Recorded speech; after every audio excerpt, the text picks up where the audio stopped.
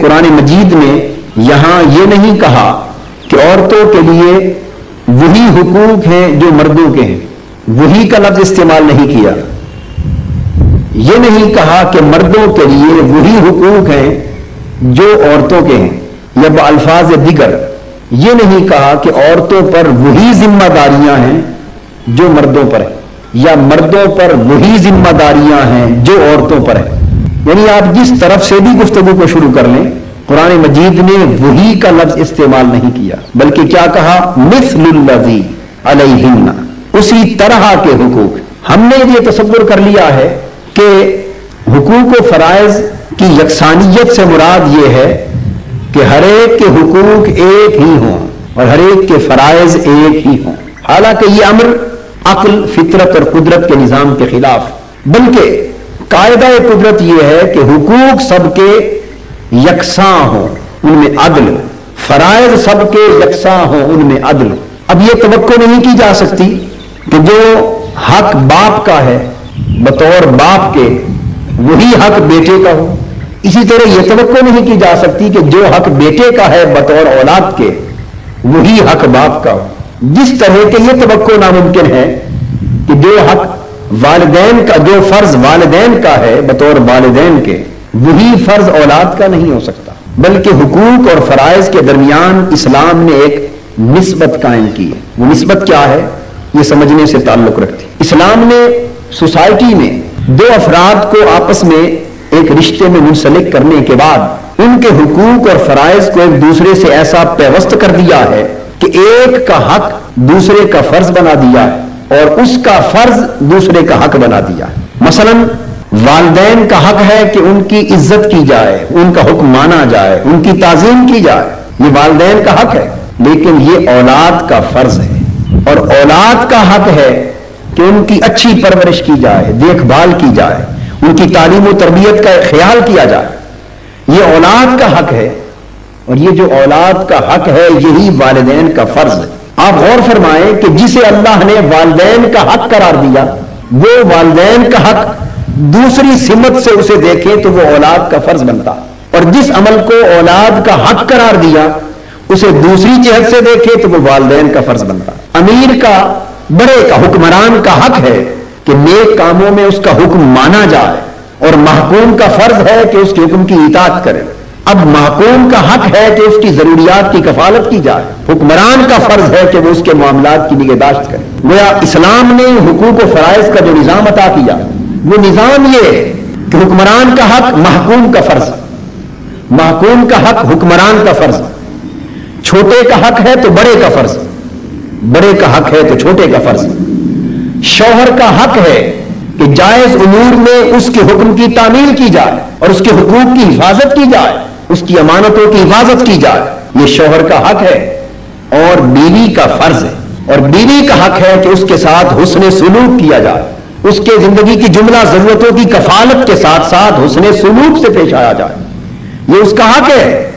اور جو زوجہ کا حق ہے وہ بیک وقت اس کے شوہر کا فرض ہے. بیوی کا حق ہے کہ اسے مہر دیا جائے، یہ شوہر کا فرض ہے. اور شوہر کا حق ہے کہ اس کی عدم موجودگی میں اس کے حقوق کی نگہداشت کی جائے، یہ بیوی کا فرض ہے. تو آپ دیکھیں گے کہ غریب کے حق کو امیر کا فرض بنایا، بیوی کے حق کو مرد کا فرض بنایا، مرد کے حق کو بیوی کا فرض بنایا. اولاد کا حق والدین کے لیے فرض ہے، والدین کا حق اولاد کے لیے فرض ہے. گویا حقوق و فرائض کا نظام یہ ہے کہ ایک شخص کا حق دوسرے کا فرض اور اس کا حق اس دوسرے شخص کا فرض ہے. جب ہم حقوق و فرائض کے اس باہم پیوست نظام کو دیکھتے ہیں تو پھر پوری سوسائٹی کے طبقات ایک دوسرے کے ساتھ منسلک نظر آتے ہیں. اور اگر فقط حقوق پر نگاہ ڈالی جائے اور فرائض کو نظر انداز کر دیا جائے، یا فقط فرائض اور ذمہ داریوں کی بات کی جائے اور حقوق کو نظر انداز کر دیا جائے، تو نظام معاشرت نہ اس طرح صالح ہو سکتا ہے نہ اس طرح صالح ہو سکتا ہے. نظام معاشرت کی صالحیت، نظام معاشرت کی بہتری اور اس کی کامیابی و کامرانی منحصر ہے اس بات پر کہ ہر شخص اپنا فرض ادا کرتا ہوا نظر آئے، اس شان سے کہ وہ فرض ادا کرے اور دوسرے کا حق خود بخود ادا ہو جائے. اسلامی معاشرت اور دوسری معاشرتوں میں فرق یہ، آپ اشتراکی اور سرمایہ دارانہ معاشروں کا فرق دیکھیے. کہ وہاں تمام طبقات اپنے حقوق کا مطالبہ کرتے ہیں، ہر فرد اپنے نجی حقوق کا مطالبہ کرتا ہے، معاشرہ اپنے اجتماعی حقوق کا مطالبہ کرتا ہے، مزدور، مزارع، غریب، امیر، ملونر، سرمایہ دار، ہر شخص اپنے اپنے حقوق کا مطالبہ کر رہا ہے۔ تو جہاں حقوق کے مطالبے ہو رہے ہو وہاں جان لیجئے کہ کسی کا حق ادا نہیں ہو سکتا۔ اس کے برعکس اسلام کا نقطہ نظر حقوق کا مطالبہ کرنا نہیں ہے بلکہ دوسرے کا حق ادا کرنا ہے۔ اسلام یہ صورتحال گوارا ہی نہیں کرتا کہ کوئی شخص اپنا حق مانگے۔ اسلامی معاشرت میں یہ صورت پیدا ہی کیوں ہو کہ کوئی اپنا حق مانگے؟ مانگنے کی نوبت اس وقت آتی ہے جب حق دینے والے خود بخود حق نہ دے رہے ہو اور حقدار اپنے حق سے محروم ہو تو وہ مانگتا ہے۔ اسلام تو ایسا نظام معاشرت قائم کرنا چاہتا ہے کہ حقدار کو اپنا حق مانگنے کی ضرورت ہی نہ ہو بلکہ حق دینے والے خود حق لے کر حقدار کے دروازے کھٹکھٹا کر جا کر دیں۔ اس لیے قرآن مجید کا آپ مطالعہ کریں اول سے آخر تک، پورا قرآن کسی مقام پر غریب سے یہ نہیں کہتا کہ تو اپنا حق مانگ، بلکہ ہر جگہ امیر سے کہتا ہے کہ غریب کا حق دے۔ آپ نے فرق دیکھا نا دونوں؟ قرآن یہ نہیں کہتا کہ تو اپنا حق مانگ بلکہ کہتا ہے آتِ ذی القربی حقہ والمسکین وابن السبیل، رشتہ دار غریب ہے تو اس کا حق دے، مسافر ہے تو اس کا حق دے، مسکین ہے تو اس کا حق دے۔ تو قرآن حق دینے کی بات کرتا ہے، لینے کی بات، مانگنے کی بات نہیں کرتا۔ سنت مصطفی یہ ہے کہ جس کا حق ہے اسے بلا کر نہ دیا جائے بلکہ اس کے ہاں جا کر دیا جائے، یہ سنت مصطفی۔ حضور علیہ الصلوۃ والسلام نے فرمایا کہ پسینہ، مزدور کا پسینہ خشک ہونے سے پہلے اس کی مزدوری دے دو، یہ نہیں کہ وہ مانگے بلکہ دے دو۔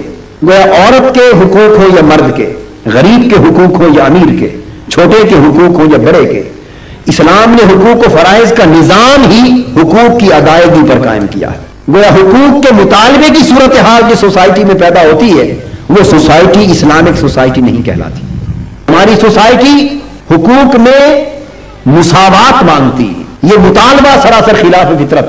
ایک ہاتھ کی پانچوں انگلیاں یہ تقاضا نہیں کر سکتی کہ ہمارا قد و قامت ایک جیسا ہو، ہر شخص یہ تقاضا نہیں کر سکتا کہ میں ہر جہت سے دوسرے کے برابر ہوں۔ تین الفاظ استعمال ہوتے ہیں، انصاف، عدل اور احسان۔ انصاف یہ ہے کہ دو کو برابر برابر دیا جائے۔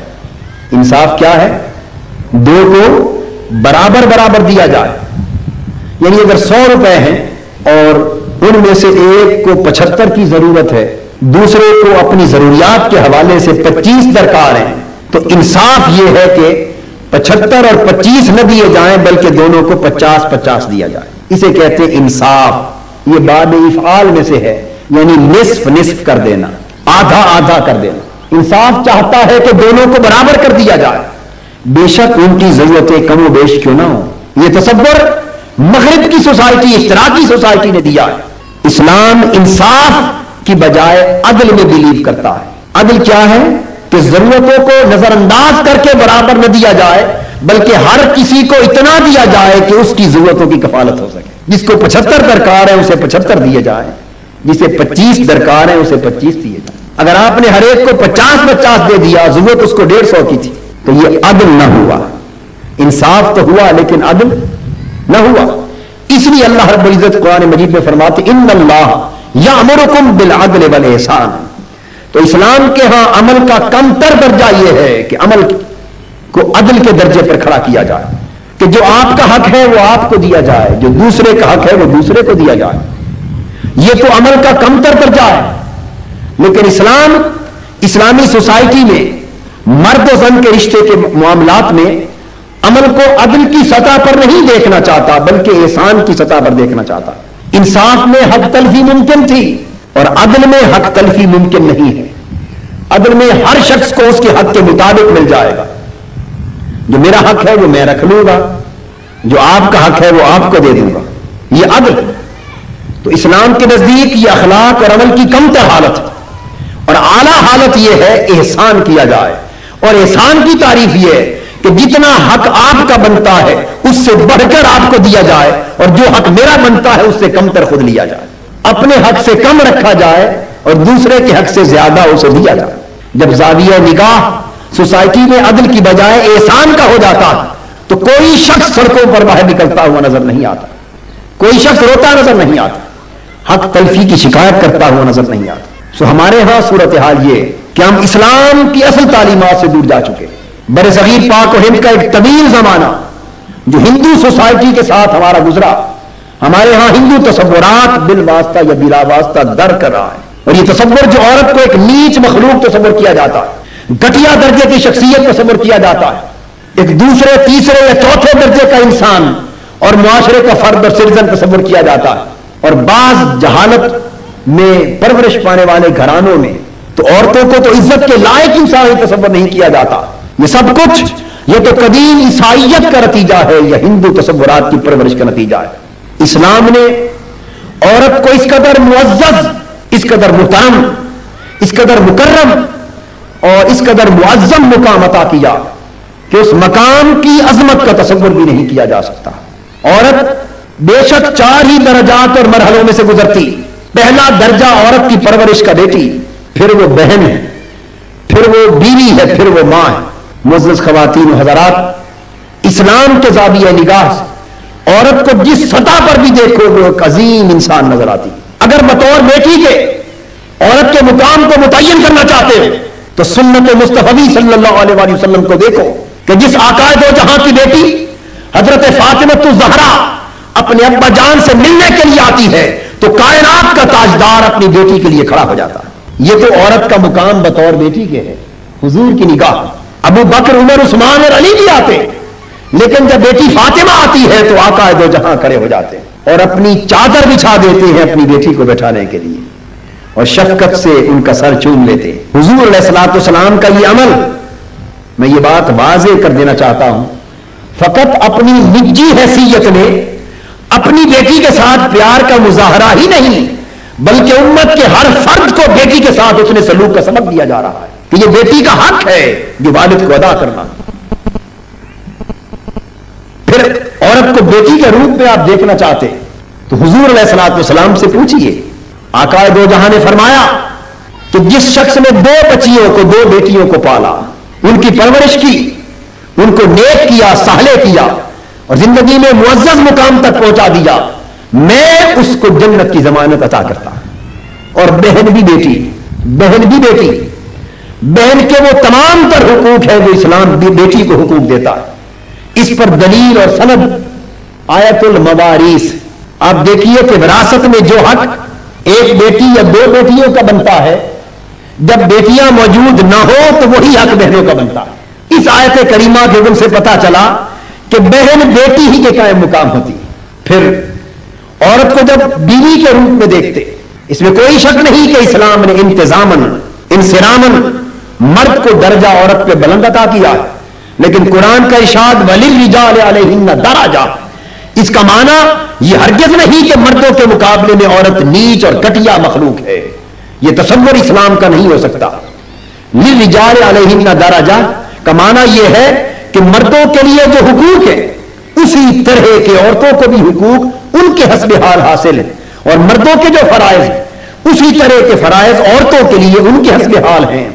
رہ گیا ان کا موازنہ تو اللہ نے مردوں کو 1 گنا ان پر فضیلت دی. اور فضیلت کیوں دی؟ الرجال قوامون علی النساء بما فضل اللہ بعضهم علی بعض، اس لیے فضیلت دی کہ عورتوں کے تمام تر ضروریات و حاجات کی کفالت کا انتظام مردوں کے سپرد